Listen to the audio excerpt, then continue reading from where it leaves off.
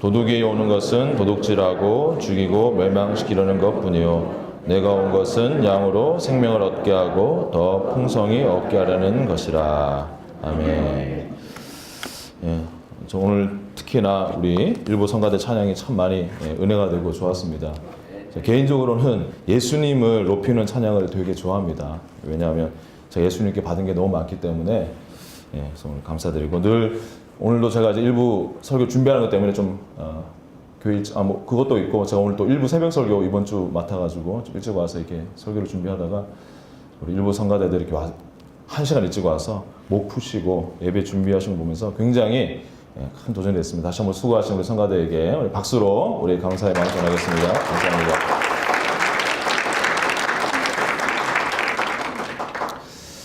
저 지난주 우리 일부 강수경 목사님 말씀에 너무 제가 은혜 받아가지고 그 강 목사님 말씀하신 사도행 20장 24절 말씀 하나님께 받은 사명, 하나님의 은혜의 복음을 증거하려 하면은 나의 생명을 조금 더 귀한 것으로 여기지 아니하노라라는 말씀이 너무 은혜가 돼가지고 저 핸드폰에다가 이제 큰 화면에다 그 말씀을 적어놓고 카톡에다가도 그 말씀 적어놓고 다니는데 오늘 저의 말씀에도 그런 은혜를 받으시기를 주의 이름으로 축원합니다.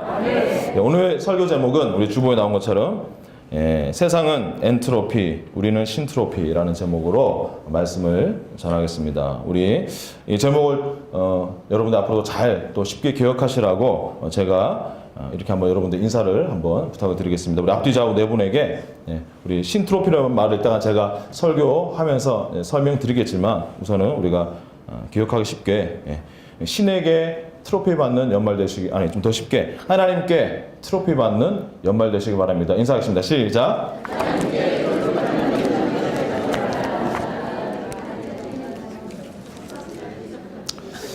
아멘. 우리 제가 드디어 지난주 화요일 날 W센터에서 10주 동안 진행됐던 창조과학 세미나를 드디어 수료를 했습니다. 자, 이 자리에 아마 저랑 같이 하신 분 한번 손 들어주시기 바랍니다. 한 분밖에 안 두 분. 두 분 계시군요. 저는 개인적으로 일단 우리 김명현 박사님의 창조과학 세미나가 일단은 너무 재밌고 그리고 제가 그 강의를 들으면서 제 사고라든지 믿음의 틀이 이렇게 확장이 되는 것을 느끼니까 너무너무 저는 좋았어요. 그래서 특별히 저는 제가 지금까지 들었던 세미나 중에 그래서 가장 좋았던 세미나 한 두 개를 꼽으라면 우리 이번에 들었던 김명현 박사님의 창조과학 세미나 그리고 제가 예전에 지구촌교회 있을 때 이동원 목사님의 침묵기도 세미나 이 두 개가 제 인생에 가장 큰 영향을 끼친 세미나로 기억이 될 것 같습니다.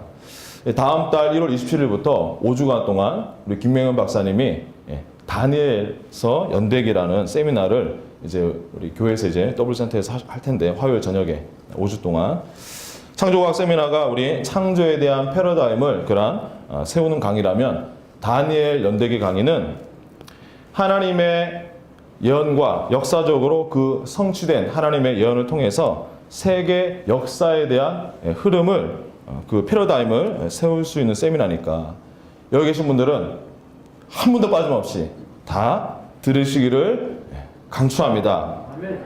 이진영 목사님 사역인데 제가 지금 연락을 홍보하고 있네요. 오늘 제목에서 소개해드린 엔트로피 법칙은 전에도 제가 이미 어느 정도 그냥 약간은 알고 있었던 정보였지만 이번 세미나를 통해서 좀 더 확실하게 알게 되었습니다. 여러분 엔트로피 법칙은 다른 말로 말하면 연력학 제2법칙이라고 합니다. 여러분 연력학 제2법칙이 있다는 얘기는 뭐죠? 연력학 제1법칙도 있다라는 얘기가 될 것입니다. 여러분 연력학 제1법칙을 아마 대부분이 다 아마 아시는 것처럼 에너지 보존의 법칙입니다. 에너지는 창조되지도 않고 파괴되지도 않으며 한 형태에서 다른 형태로 얼마든지 바뀔 수 있다. 즉 열은 에너지의 한 형태이고 에너지는 보존된다라는 것이 바로 연력학 제1법칙입니다. 연력학 제1법칙이 에너지 보존의 법칙이라면 연력학 제2법칙은 한마디로 엔트로피 증가의 법칙이라고 할 수 있습니다. 엔트로피란 말은 무질서한 정도를 나타내는 그러한 양입니다. 즉 쉽게 말하면 연력학 제2법칙은 무질서도 증가의 법칙이라고 할 수가 있습니다. 쉽게 설명하면 자연은 점점 더 무질서해지려는 경향이 있고, 이 엔트로피라는 것은 바로 이 무질서의 척도인데, 이 우주의 엔트로피는 자연의 모든 과정 속에서 증가한다는 것입니다. 즉 쉽게 말하면 이 우주의 모든 물질은 어떤 방향으로 가고 있다? 점점 더 무질서한 방향으로 가고 있다는 것입니다. 때문에 시간이 갈수록 모든 이 자연계의 변화는 연력학 제2법칙인 엔트로피 법칙에 따라서 질서에서 무질서의 상태로 붕괴되고 퇴화되고 부패하게 되는 것입니다. 예를 들면 여러분, 시간이 지나감에 따라서 금속이 녹쓰는 것도 그 현상이고, 여러분 연기, 담배 피우는 분은 혹시 계실지 모르겠지만 담배를 피우면 담배 연기 어떻게 됩니까? 공중으로 퍼져나가죠. 그리고 바람이 오랜 세월 동안 불어서 풍화작용으로 바위가 모래로 이렇게 으스러지는 것. 그리고 나무가 죽어서 썩게 되는 것. 우리가 향수, 여러분들 우리 자매분들이 좋아하시는 향수병을 열면 그 냄새가 공기 중으로 그 분자가 퍼져나가는 것. 잉크를 물에 떨어뜨리면 그 잉크가 퍼져나가는 그런 모든 현상들이 바로 이 무질서도가 증가하고 에너지가 분산되는 엔트로피 법칙, 즉 연력학 제2법칙이 우리 삶 속에서 이루어지는 것을 쉽게 볼 수 있는 예들입니다. 때문에 이 연력학 제2법칙은 진화론이 자연 상태에서는 일어날 수 없는 현상임을 증명하는 가장 강력한 증거 중에 하나입니다. 왜냐하면 연력학 제2법칙에 따르면 어떤 하나의 계, 즉 하나의 시스템 안에서는 시간이 갈수록 점점 더 혼란스러워지기 때문에 살아있는 세포들이 움직이지 않는 생명이 없는 화학 물질로부터 진화한다든지, 또는 다세포 생물들이 단세포 원생 동물로부터 진화한다는 것은 자연 법칙상 있을 수 없는 것입니다. 즉 진화론에서 주장하는 것처럼 화학 물질로부터 복잡한 DNA가 만들어지고, 이 DNA가 더 복잡한 세포가 되고, 이 단순한 세포들이 더 복잡한 다세포 생물로 진화한다는 것은 자연의 법칙을 역행하는 것이라고 할 수가 있습니다. 자연 상태에서 연력학 제2법칙인 이 엔트로피 증가의 법칙이 역행하는 것, 즉 쉽게 말하면 무질서도가 감소하면서 점점점 질서를 잡아가는 경우는 딱 두 가지 경우입니다. 그것은 바로 인간이나 하나님이 개입할 때 그 법칙이 역행됩니다. 쉬운 예로, 여러분, 인간들이 함께 개입하고 노력하면 고철에서 로켓가, 더 높은 질서도를 가진 로켓가 나올 수 있는 것입니다. 정리하면 이 진화론에서 주장하는 이 이론이 진짜라면 아이러니하게도 하나님이 진화의 모든 과정에 개입해서 자연의 법칙을 거스르게 하지 않으면 이 진화가 일어날 수가 없다는 말이 됩니다. 따라서 상식적으로 우리가 생각할 때 이 진화론이 어떤 면에서는 이 진화론을 우리가 믿으려면 하나님이 계신다고 믿어야지만 진화론을 믿을 수밖에 없는 이런 굉장히 이상한 상황이 벌어지게 되는 것이죠. 우리가 믿는 창조론보다 진화론을 믿기 위해서 더 하나님의 존재가 필요하다는 것입니다. 이 과학계에서는 이 무질서도가 증가하는 엔트로피의 법칙의 반대 현상을 설명하는 말로 신트로피라는 단어가 있습니다. 그래서 이 신트로피는 그 반대 개념이기 때문에 어떤 존재가 점점점 질서의 상태로 향해 간다는 개념을 설명할 때 쓰는 단어입니다. 여러분, 인간의 타락 이후에 모든 자연의 물질 세계와 우리 사회 전반의 영역, 정치, 경제, 문화, 그리고 심지어는 개인과 가정 안에서도 이 무질서의 법칙인 엔트로피가 증가하고 있는 것을 우리는 우리 눈으로 보고 있습니다. 그것이 바로 성경에서 종말을 향해 가는 세상에 대한 예언입니다. 자, 이 엔트로피 법칙 아래에 있는 이 세상은 바로 가장 강력한 중력의 법칙에 의해 지배를 받고 있습니다. 우리가 알다시피 중력의 법칙은 자기 중심으로 끌어들이는 것입니다. 제가 이 단상에 여러분들 앉아 있을 수 있는 이유가 뭐죠? 지구가, 밀도가 어마어마하게 높은 지구가 우리를 끌어당기기 때문에. 지구가 왜 태양 주위를 돌고 있습니까? 지구보다 밀도가 훨씬 더 높은 태양이 지구를 끌어당기고 또 그 다른 힘이 균형을 이루기 때문에 지구가 돌아가는 것입니다. 만약 우리가 이 세상이 흘러가고 돌아가는 대로 그대로 우리가 그 조류에 맞춰 살아간다면 우리도 평생 동안 우리 자신의 이익만을 추구하면서 내 중심으로 권력과 물질과 명예와 쾌락을 우리 자신에게 끌어들이는데 온 힘을 쓰면서 살 수밖에 없는 것입니다. 그것이 바로 인간 중심적 사고이고 인본주의적인 사고입니다. 그런데 여러분, 자, 이 우주를 지배하고 있는 주된 법칙이 두 가지가 있는데 방금 말씀드린 하나가 가시적이고 물리적인 세계를 지배하는 중력의 법칙이고 나머지 한 가지가 무엇인지 아십니까?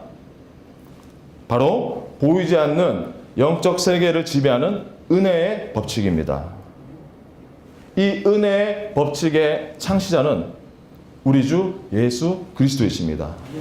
우리가 은혜의 법칙을 따를 때 우리의 삶은 엔트로피가 증가해서 점점 무질서해지는 세상과는 반대로 역행해서 신트로피의 질서를 향해 우리가 나아갈 수 있게 되는 것입니다. 아멘.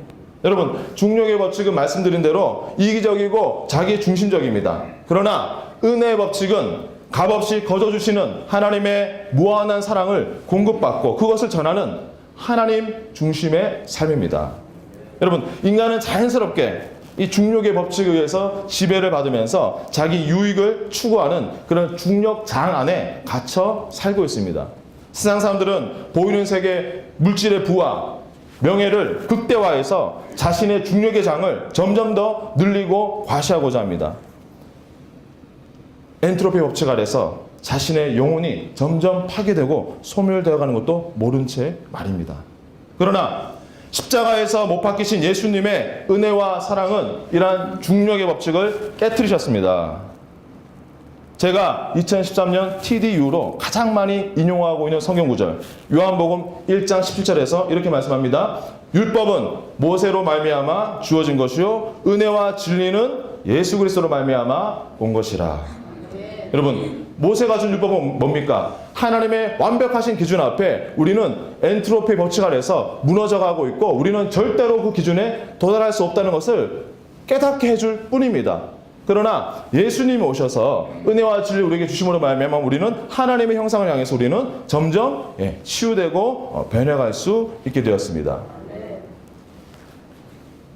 우리가 죄인임을 깨닫고 내 힘으로는 나를 영원한 사망으로 몰고 가는 인생의 중력의 법칙, 이 엔트로피의 법칙에서 빠져나올 수 없음을 인정하고 예수님을 나의 구주, 나의 하나님으로 영접하기만 하면 그 예수님은 은혜와 진리를 가지고 우리 안에 들어오셔서 무한한 은혜를 공급하시는 것입니다. 아멘. 하나님이 타락한 피조물들을 다시 새롭게 회복하실 것이라는 그 약속, 이 언약을 바로 예수님의 은혜를 통해서 이루고 계십니다.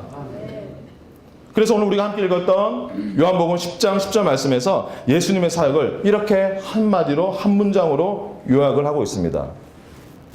도둑이 오는 것은 도둑질하고 죽이고 멸망시키는 것뿐이요 내가 온 것은, 즉 예수님이 말씀하시는 것이죠. 내가 온 것은 양으로 생명을 얻고 더 풍성하게 얻게 하려는 것이니라. 예수님이 2000년 전 이 땅에 오신 이유는 바로 우리에게 영원한 생명을 주실 뿐만 아니라 그 생명이 신트로피의 법칙으로 우리 안에서 더 풍성하게 되게 하기 위해서 이 땅에 오신 것입니다. 로마서 3장 23절 말씀은 모든 사람이 죄를 범하였음에 하나님의 영광이 이루지 못하더니 라고 말씀하고 있습니다. 그런데 이 구절을 구약의 히브리어와 신약의 헬라어로부터 바로 영어로 직역한 이 성경, 예루살렘 성경에 보면 이 구절이 하나님의 영광이 박탈당했다, 이렇게 번역되어 있습니다. 시편 8편 5절에서 하나님께서 처음 사람을 창조하셨을 때 영광과 존귀로 관을 씌우셨다, 이렇게 말씀하고 있습니다. 그래서 아담은요, 처음 창조됐을 때 하나님의 영광과 존귀와 권세가 충만했기 때문에 공룡이나 맘모스를, 자기보다 더 큰 어마어마한 피조물들을 하나님의 위엄과 그 권세로 잘 다스릴 수 있었습니다.